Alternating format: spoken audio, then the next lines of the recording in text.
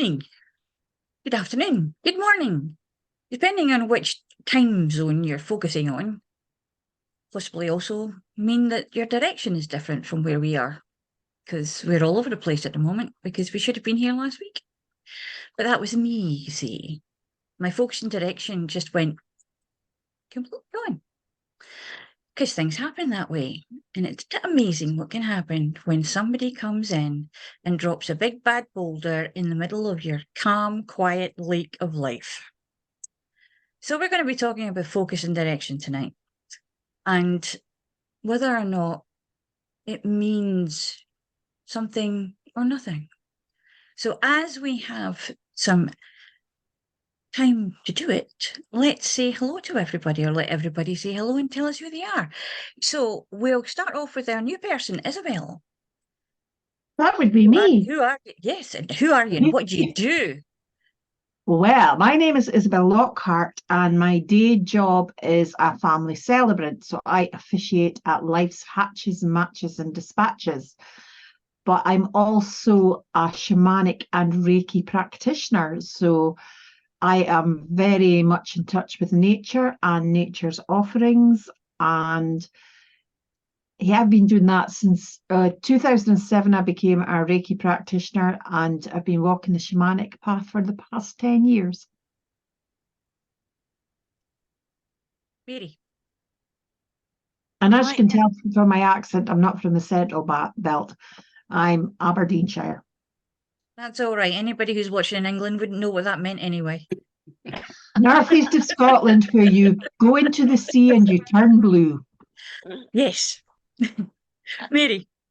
I'm Mary Corbett. I'm based out of just outside Cork in Ireland, and I coach people. And guess what I coach them in?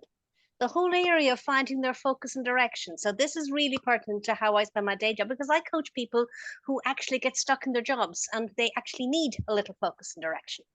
That's where I work. That's about it. Willie. Good evening, all. I use that phrase advisedly because I'm an ex-police officer. You have to be old enough to remember why that means something. Evening all. I'm Willie Nicol, former police officer, security manager, and now a personal development life coach. I help people find solutions to whatever's holding them back in life or stopping them getting the results they want. So, the cock-turned coach, here to help. Tanys. I'm Tanys Coughlan, and I am from Ottawa, Ontario, Canada. And I am a Reiki practitioner. I am a Celtic shamanic high priestess and a crystal master, and I help people find focus in their spiritual path and often life. Tony. I am Tony Gordon. I'm from East Kilbride, just south of Glasgow. And like most other people here, I work mostly with entrepreneurs or small business owners, helping them find clarity and a bit of find their purpose in life, reigniting their fire again to what makes them happy and giving them the time that they're allowed to use to do whatever they want to do in life. Angela. I don't like your tone of voice when you called my name there. I'm a bit worried now. I'm Angela, and I predominantly use health kinesiology with my clients to help them feel better, be better, and become the person they were designed to be. So whatever's going on for them in their lives, I'm here to help them just get that balance back. And whether that includes focus and direction, it depends on where they want to go with the balance.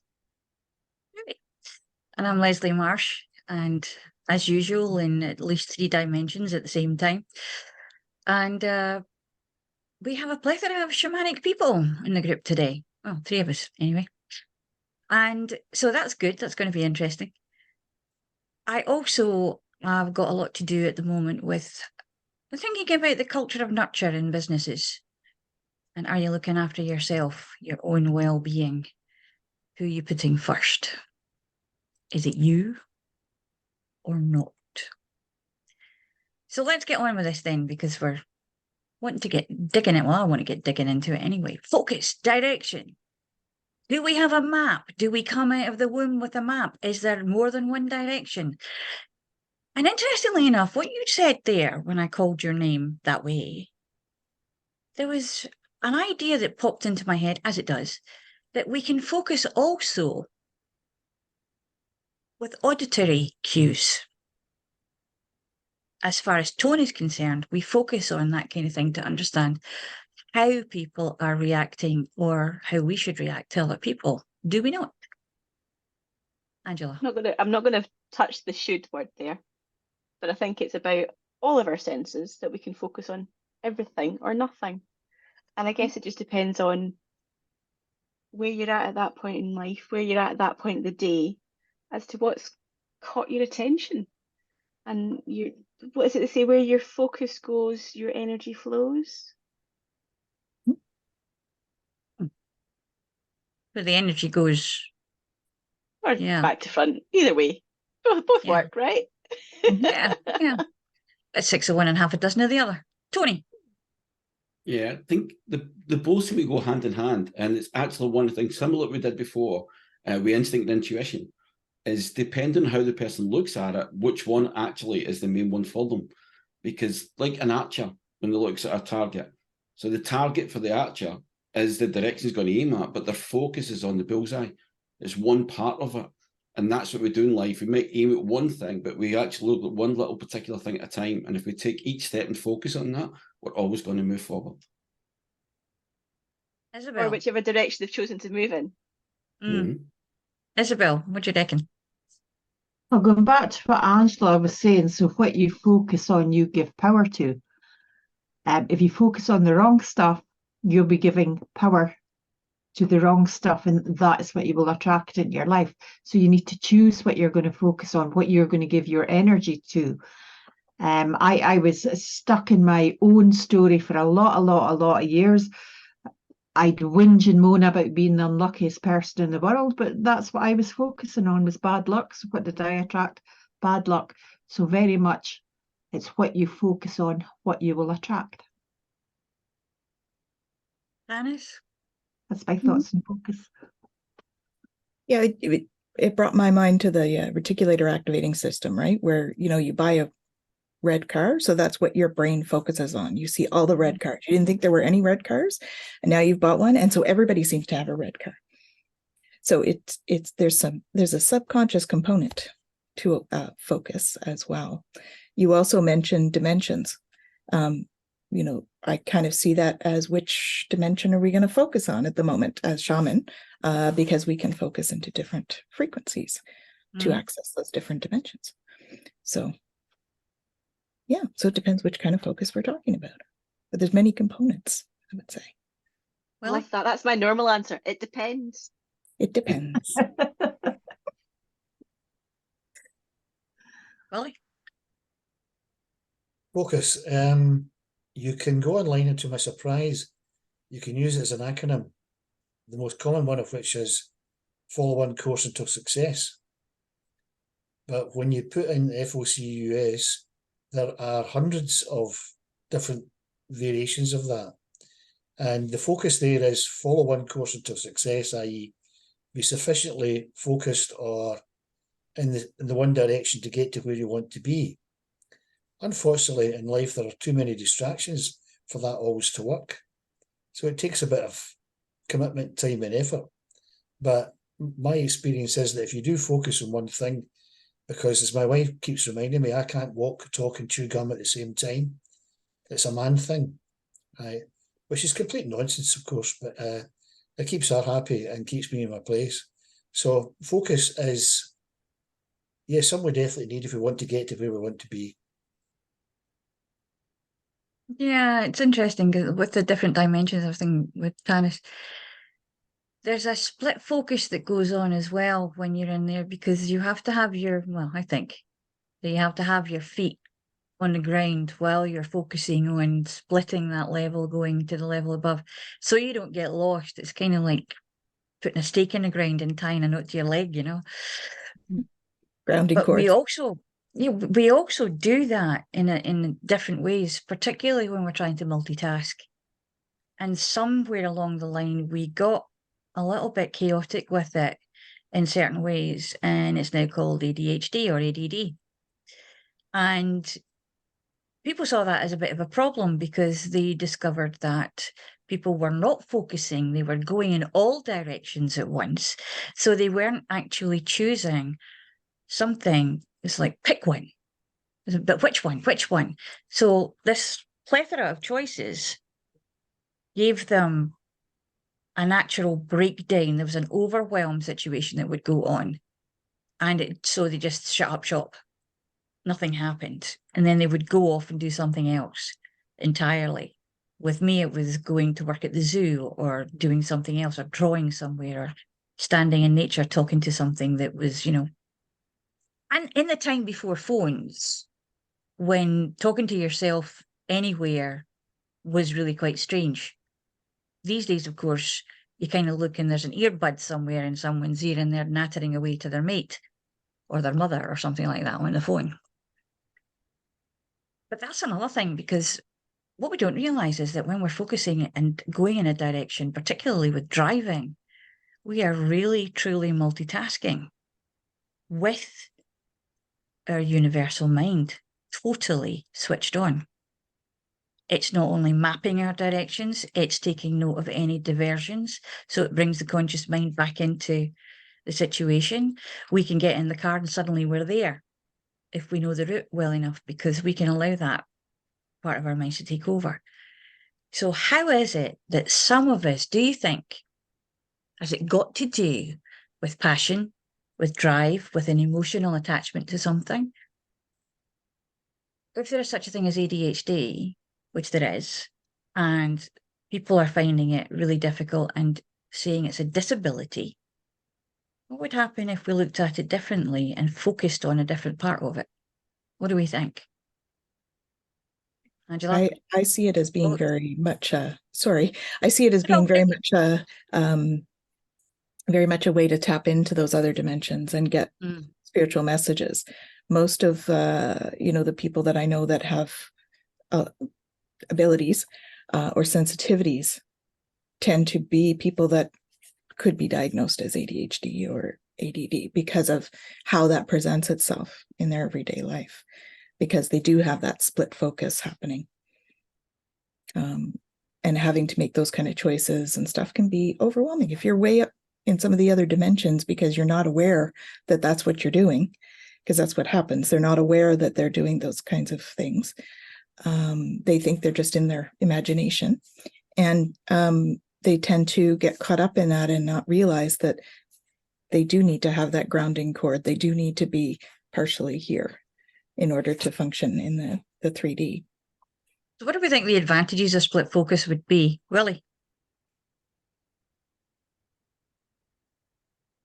Sorry, I was on mute there because of my family in the background. We'll be getting a talking to later. Anyway, I'm not sure you're going to succeed if you have a split focus. I take it to the sporting environment. When someone's taking a penalty at football or rugby, are they focused? Well, you better believe it.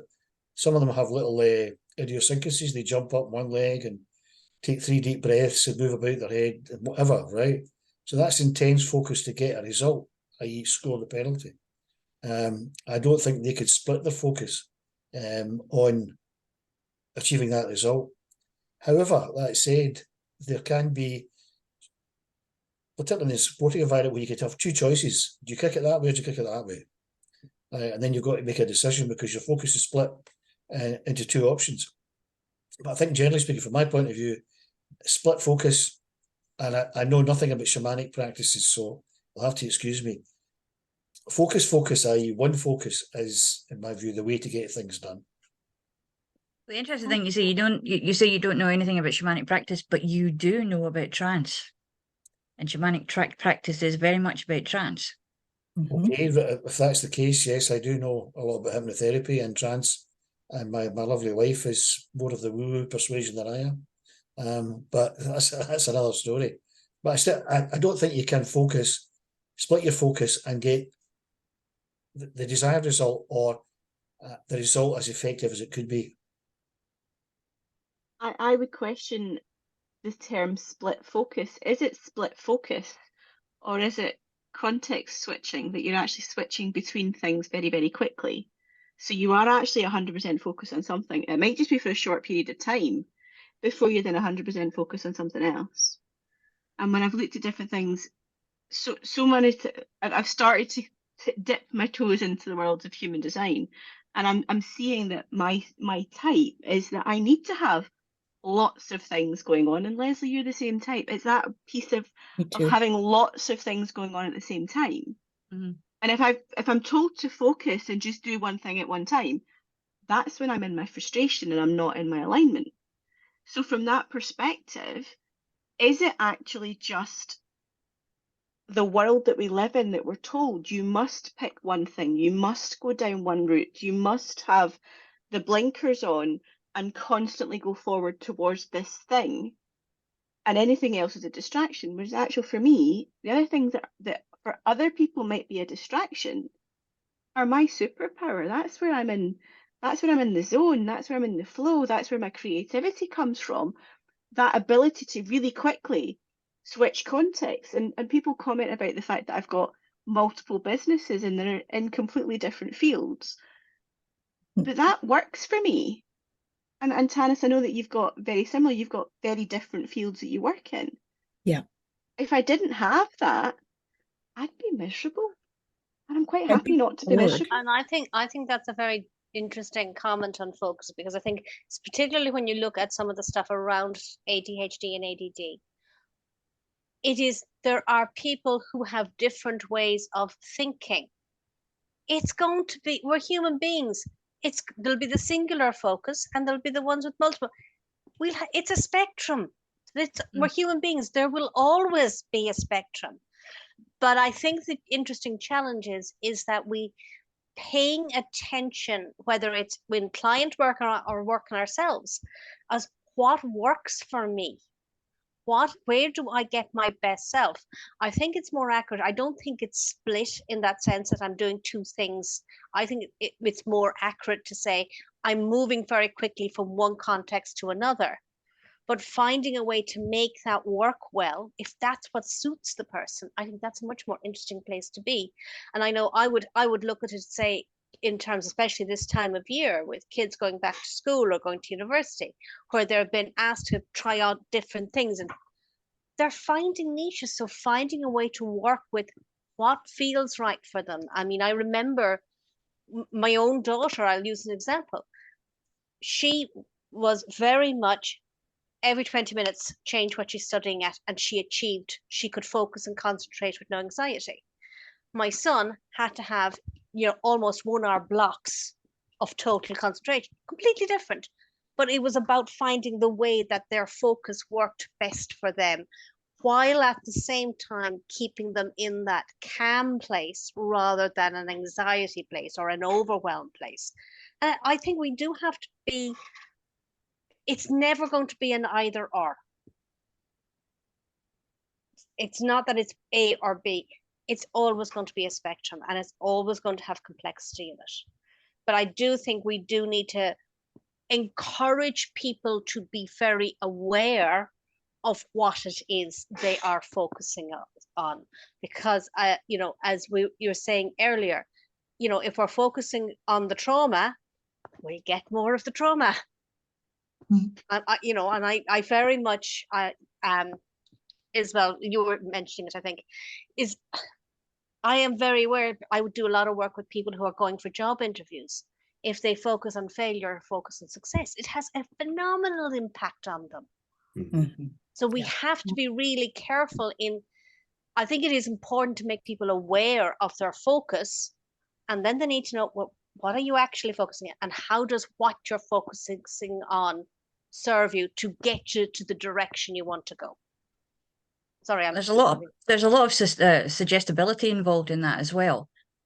When we go into the hypnotherapy kind of situation, what we're doing is we're using suggestibility to allow people to change their focus in their unconscious mind, in their universal mind, so that we can kind of body swerve the problem and go in and say, look, you're the person who can fix this. And as we know, all hypnosis is self-hypnosis. So Isabel, what do you think? When you were speaking about schooling, I was thinking back to my school days. So I'm 60 now, so it's a long time ago since I went to school. But at the age of 14, you were asked to make a decision about what you were going to do for the rest of your life. I hadn't a blooming clue. I really didn't know what I wanted to do. And you have to sit down and tick the boxes. So I've got to do this, got to do that, I've got to do the next thing. But if you were to read all my school reports, the one thing it was to always say was easily distracted. And I still am. I've got what I call shiny paper syndrome. And I never thought that I had ADHD or ADD. I had a meeting last week with a client, and she is undergoing assessment for adult ADHD. And we were sitting speaking about it, and she was telling me things, and I'm going, but that's me, but that's me, but that's me. I thought, but why do I need a label? It's just the way I am. It's the way I've always been. But if I need to focus on something, it's amazing how well I can focus. If I've been given a deadline for, officiating a funeral, the quickest I've ever written one's been 48 hours. And when I had to focus on that, I drilled down and I was focused. It was like I had blinkers on. But I do have to bring myself back to what I am doing at that time. Because my mind can wander, or I get an email in and I'll go, I better deal with that. And so, yeah, maybe I do have ADHD, but I don't want or need a label. It is just the way I am. It's the way I have always been. It is the interesting thing about it. It's that once we have an acronym and a label, we can focus on one part of it. And the one part that they don't tend to focus on is the hyper-focus ability of someone with ADD or ADHD. Because basically that hyper-focus can last for years. In my case, 35. But it's interesting to say that they, and I think it depends on who you're talking to and which specialists that you find and which support that you find. Well, yeah, that's why I said they, because it's like, universal. So them out there. But I guess if you do end up with a diagnosis, and I went through a little phase where every other client that came to me had recently been diagnosed, which was quite interesting.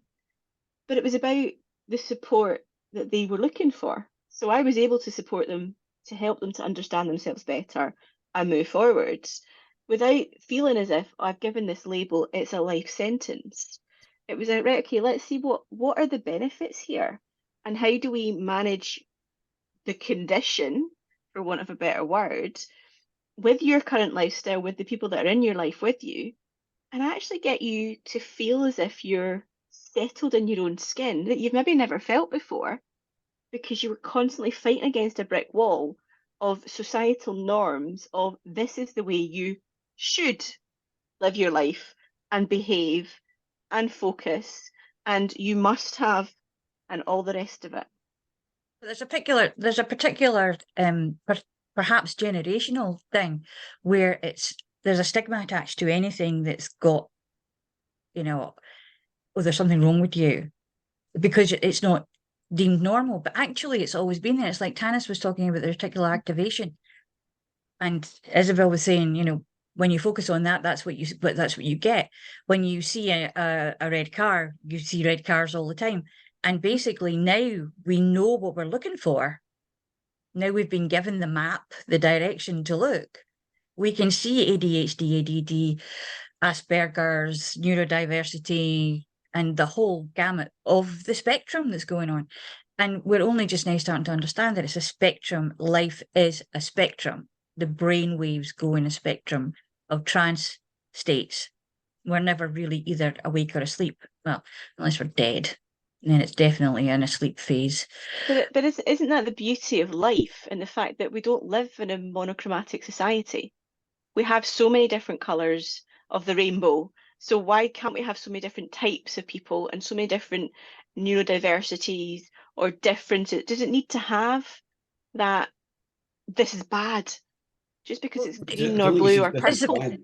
The problem comes when people are, like you've said recently, Angela, a lot of my clients now are coming because the neurodiversity they're getting, or they're getting told they're ADHD or ADD, and they come because they've lost clarity in front of, they've lost direction in life, because this has totally knocked them off keel, because all they're focusing on is that label.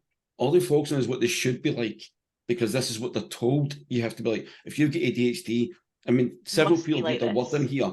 I remember we, last year, doing a thing with you, Leslie, and Andrew, I think it was Sydney, and someone mentioned that word that you just mentioned. Andrew didn't like it at all, and it's the word normal. Because what is normal? What's normal to one person is not to another. It doesn't matter if they're ADHD, ADD, RSD, whatever titles they want to give or acronyms. The people themselves focus on what they're good at. And that's what, like something Andrew said there, is that's what we'd look at. Everybody's made a great point with the spectrum. And as Mary said on it, people are always going to be different on that. And we're always going to be different levels, but we're also at different times of our life at different parts of the spectrum. Because we face different things every single day. So we can go up and down the whole spectrum in one day. But your focus should be on the direction that you're going. That's the way if you work that way, whatever it is, and Angela's right, for 2 minutes, 3 minutes, people say that to me. I do a lot with students, and one of the students found funny, who actually saw me recently when I was studying for an exam in May, and they saw me at the university nearby, and I had headphones on, and they thought I was listening to maybe a tutorial or something. I said, no, it's the music. And they went, but you're studying? I went, yeah, but I need music. I can't study just silence. And they said, but that's not normal.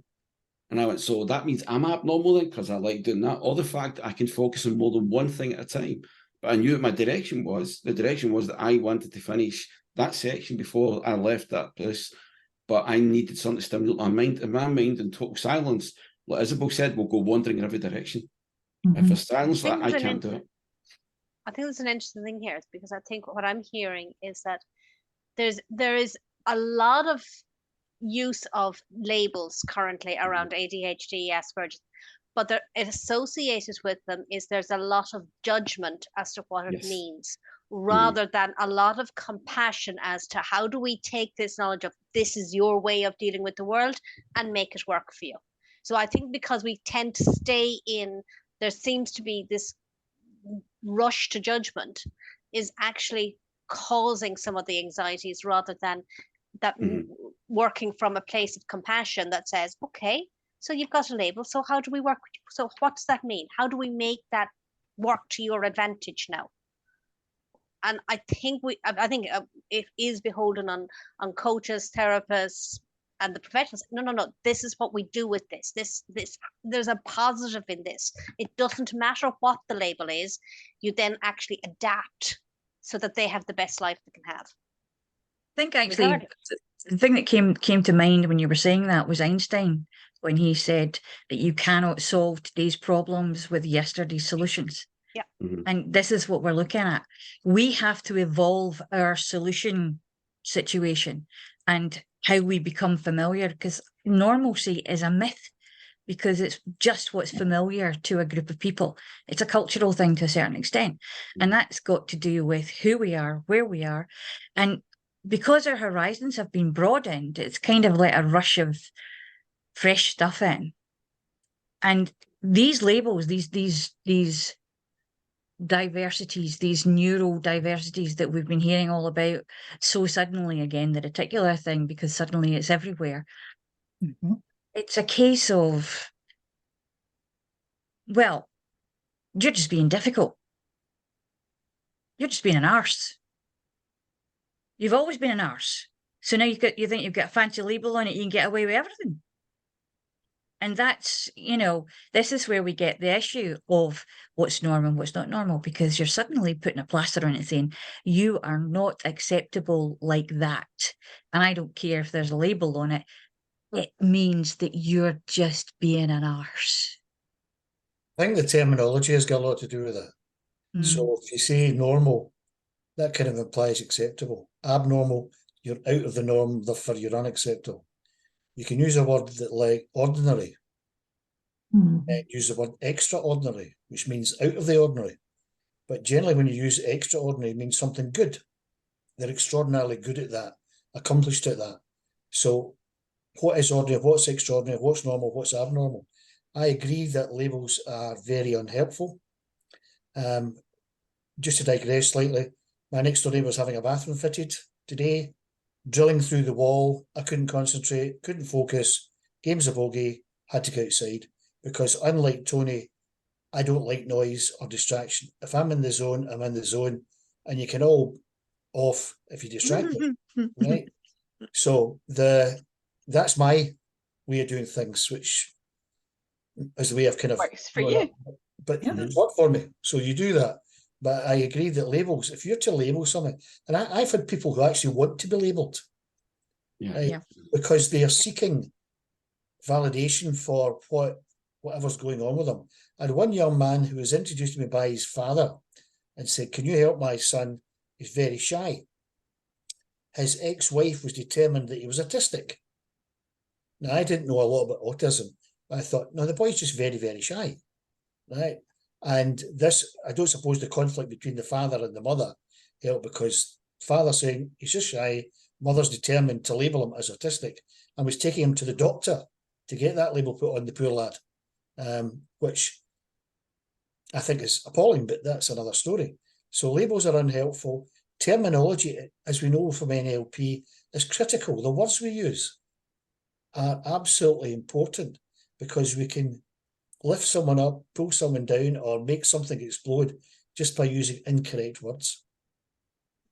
Also, You the- use the word extra normal, because I'm thinking just your description there. I think extra normal should be a new word. I like that concept, that it's more than normal. Well, it's out Well, with look at it. normal, but you're extra normal, so you must be really good.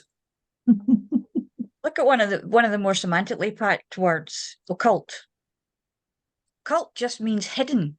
And in the medical profession, that's exactly what it is used for. Occult blood means there's blood hidden somewhere in the body, and it's coming out and being shown in a different way than it would normally be shown. But suddenly we have this, not suddenly, but since when? Oh, probably those crony witches with the green faces and the warty noses that Hollywood decided was what was going to happen. The occult became something different, and it was possibly used as a word in the beginning to make it hidden, because people wanted to not be seen doing or knowing what it was that they were doing and knowing. Well, because they But were they had to persecuted be for that. hidden Yeah. because they were persecuted. Yeah, Yes, exactly. yes, that's what People- Tans was saying. But Yeah. also, it's like the same with trans. Anytime that we tell people, well, me personally, anyway, I'm just going to say that. Me personally, anytime I'm talking about being a hypnotherapist or using hypnotherapy, one of the things, as soon as I start to see that kind of look in their eyes, and I say, "Don't worry, I'm not going to go and find your inner chicken." Love it. I kind of want to, but I don't have the power. You know, Depends. Are we if you gonna go really in and do want a soul to, we'll retrieval? go there. You know, well, if you really want to, we'll go there. But I am not a stage hypnotist. I am a hypnotherapist. Mm-hmm. And they don't see the difference. And actually, there isn't very much difference, because it's the direction that the person who's doing it takes it in. Their focus of direction of where they want to take it. If they want to do it for entertainment, or if they want to do it to change someone's life. But actually, as we know, there have been some people whose lives have been changed inadvertently by stage hypnotists. But it's one I of those think things when that it comes to hypnotherapy, that's the biggest challenge, is to explain that we're not hypnotists as such. We are hypnotherapists, and it's very Yeah. different. and Mhm. actually the person's doing all the work themselves anyway. We're just sort of like the airline Facilitating it. people. Yes, the exits are here, here, here, and there. So, but it's, sometimes it's the way I describe the shamanic journeying, and how we use the tree. The exits are there, there. So the different focuses of different ways of dealing with things, just like Willie was saying, the word that we use it's all subjective. If a person that we're speaking to believes that word means one thing, that's where they're going to go. So how do we help them change direction when they're coming to us for help because they're stuck in a direction, in a focus that's not serving them? Isabel. Oh, it's funny you're speaking about that. My bestie, Shaz, last week, I would arranged that she was coming over to visit me on Sunday. And I just wanted to double check towards the end of last week if she was still coming, because she's got a shocking memory. And she responded, "Oh, I don't want to think about that just now. We've just found out that Dawn, that's her sister, has got lymphoma. I can't think about anything. I'll let you know later." And I thought, right, I've got to leave her in that state. But the next day I messaged her and I said, "You are coming over to see my son on Sunday because you need to get out of your head I know you well enough to know that you have gone to worst case scenario. You can't go there yet. And she said, okay, I'll come over. So she came over on Sunday and I said, where's your head at now? She said, well, I'm thinking a bit clearer now. I said, what are the facts? John has been diagnosed as having lymphoma. And I said, and she said, well, that's where we are now. I said, so that's where you need to be.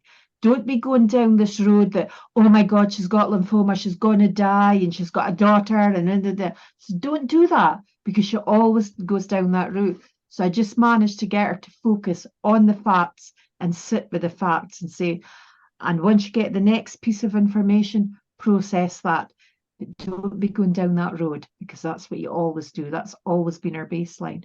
So that's just an example of bringing somebody back into focus, the here, the now, and the facts.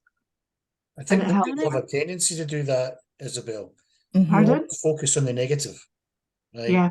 What if, followed by worst case scenario. Mhm. So people use the word catastrophize, right? So Mhm. what if that goes wrong? What if I fail at that? What if I crash and burn? Well, what if you don't? What if that's not going to happen? Because you've already made that story up in your head to fit a set of circumstances, but you've chosen to focus on the negative as opposed to the positive. Mhm. And to answer Leslie's question, you may just suggest, as you did, there's an alternative. There is another point of view. There's another way this could go. What if your friend, sister recovers? She gets treatment, recovers, and lives a long and healthy life. My first mother-in-law had lymphoma, and it wasn't looking good. She got treatment, and she lived for another 30 years. Yeah. So not focusing on the negative, and focusing more on the positive, which is not always easy, is my suggestion to people. Say, well, what if a good thing happens? Okay, that's bad, but what if a good thing happens? Why don't we focus on that? It's also part of Sorry. Her sister was told by the consultant, if you're going to get a cancer, get a lymphoma because it's the most treatable. I said, well, focus on that. And I think it's not necessarily thinking of the positive or the negative, it's focusing on the now and the real and the information that you have to go on right now, and not, as you said, not the catastrophizing, not the what ifs. It's like the what is rather than the what ifs. So But even what sometimes is the it's not that. You say, situation you're right now? right. It's focusing on the now. Like when Isabel was saying that about her talking to her, and your friend said, but I can't concentrate, I can't think of anything else except that. All they can think of is that. As soon as I get somebody that comes in like me, all I start with them is I just say, just get a few questions just so I get to know you a bit better. What's your favourite food? What's your favourite place? And they start talking about someone. Usually we go on holidays and they'll tell me it's holiday and everything. I went, do you realise that it's been 15 minutes since you came in here? All you've spoke about has been on holiday, had this fun, all these great things. But you told me your first comment was, I can't get this thing out of my head. I can't think of anything else. I can't concentrate. But then because I didn't actually tell them they have to do something, or we're going to change you to pause or whatever, just get them to talk. It's amazing how they suddenly realise, actually, yeah, I don't have to focus on this thing all the time because I can just do anything else and do that. So basically, we're diverting the flow of energy. Yeah. And again, you said there, it's suggestive. It's suggestive using it's basically it's conversational hypnotherapy. It's using hypnosis, the side of it, to change the conversation and mind onto something else, just allow them to see they don't always have to focus on the worst. They can focus on something that brought them happiness, something that made them feel good, the holiday, food, whatever it is. Most people can always think of that. And then even that little piece of time, you say, well, look, you've just done it there. What if you thought of that? Something else? What else you've done in your life? And you bring all these things up. Suddenly they can start realising this thing seems a lot smaller now than it did when they first came in. Well, and you brought up a point. You brought up a point of bringing, being in the now, because worry and anxiety is all about future, right? And then shame and guilt is about past. So the more we can stay in the now, no matter what the situation is, the more we stay out of that anxiety. Well, it was the first thing that I said when I got the diagnosis, but actually I'd already given them, told them what was going on myself. But it was for Andrew, because Andrew is, because of probably his tendency to go into the spaces with Asperger's, the focuses are always on the negative. He's got like every negative variation that could ever happen going on all at the same time in his head. He describes it like having a big bank of television screens in his mind, and every single one of them is on horror channel. And The so I volume's had up to, full and the colour's up full. yeah. And I had to say to him, I said, this is where we do this. This is how we do this. And this is the only way we're going to do this. We go day by day. We go decision by decision. We go by advice. And then we work together and do it the way that will be done. And we are not telling anybody who is going to put me in a wooden overcoat before the words are out of my mouth. And that's how we worked it. And I think that's a key factor too, is have you got the right support around you? So if you're constantly in a room with other people that are doing the what if catastrophizing, you're really unlikely to get out of that mindset. Whereas if you surround yourself with the people that are saying, what if it's a good thing? What if the positive happens? What if you fly? Whatever that phrase was. How if you're surrounding yourself with those people, your mindset is going to be very different. Mm-hmm. This is it though, isn't it, guys? It's mindset. Is that when you're the product of the 5 people nearest to you or something like that? So surround yourself with good people and not negative people, the energy vampires. They're going to suck the energy out of you, right? Positive people will lift you up, and the reverse is the case. But isn't the interesting thing is that the energy... mood hoovers, the same. Yeah. People just attract the mood out of a room. Yeah, they can walk in a room and change the whole room just by going in. But it only happens, and the one word that's not there is allowed. We allow ourselves to be that way. We allow ourselves to decide that. We allow those people to influence us.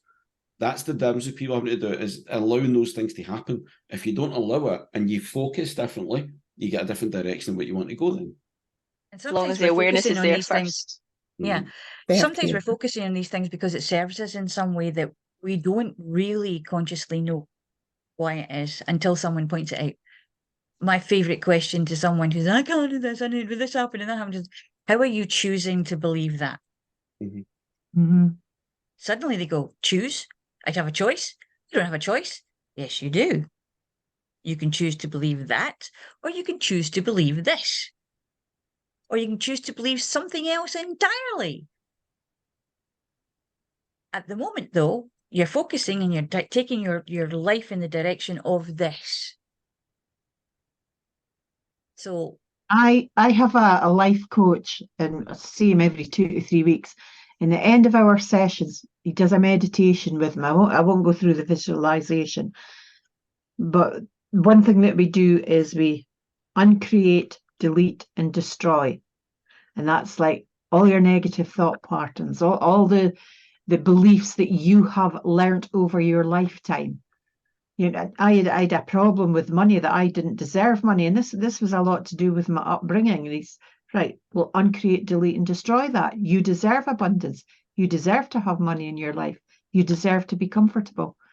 But you know, lots of different things. And I'll sit, if I have a negative thought coming in, I'll sit and I'll go, uncreate, delete, destroy, all of it. So to start wrapping up, I'm thinking NLP, because we do generalize and delete every single minute of every single day, even second by second, because there's just too much stuff coming in. We have to kind of put it all together in little boxes and file it away or chuck it in the bin. But the other thing that it all reminds me of is Milton Erickson, when he said, we are always more than we think we are, but it's what we think we are that we are. So when you're thinking about maybe taking a new direction, what are you focusing on? Are you focusing on the what if that says, oh, it's never going to work? Because somebody said, what do you want to do that for? This is where suggestibility comes in. Somebody else is suggesting that perhaps you won't be able to do it. But then maybe you could think, is it because they wouldn't be able to do it? How about that? Everybody is projecting fear to a certain extent of something on a daily basis. Some of us learn to recognize it and kind of stop it from going further than the back of your teeth. However, occasionally it does slip out, because we all can have a bad day every now and again. However, when you recognize how that makes us feel inside, we can start to calibrate and understand what we're focusing on and therefore what direction we can take. So have a think about it. Remember, we're all here and our details will be in the little boxes on YouTube. And give us a shout if you want to know more. Take care. Be good to yourselves. And focus on something really, really nice.